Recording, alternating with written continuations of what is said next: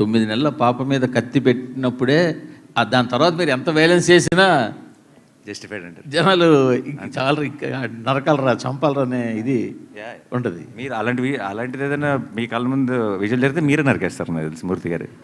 Yeah so I think it is all it is an emotion. మనకు violence అన్నది emotion strong ఉన్నప్పుడు violence చాలా చాలా బాగా పండుతుంది అనడానికి మన గ్రేటెస్ట్ ఎగ్జాంపుల్ రాజమౌళి గారు ఉన్నారు.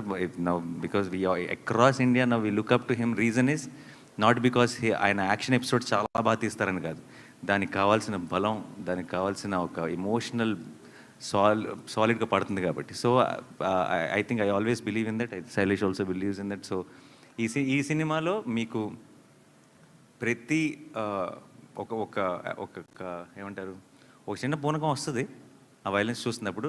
అది రావడానికి కారణం మీరు చూస్తున్న విజువల్లో, మీరు చూస్తున్న వైలెన్సో కాదు, అక్కడున్న సిచ్యువేషను, దాని వెనుకున్న ఒక emotion. So that is how violence should be, I feel. మీ సినిమాల్లో ఎన్ని ఉన్నా ఎలా ఉన్నా జెర్సీ మూమెంట్ అనేది మెమరబుల్ మూమెంట్, ఆ ట్రైన్ సీన్.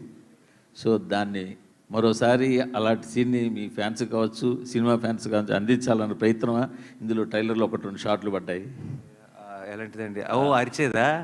ఓ మీరు భలే కనెక్ట్ అయ్యారు సార్. అసలు మాకు అసలు థాట్ కూడా రాలేదు ఇప్పుడు దాకా. బట్ నో కాదు సార్, అది వేరే ప్రపంచం, ఇది వేరే ప్రపంచం. Last question.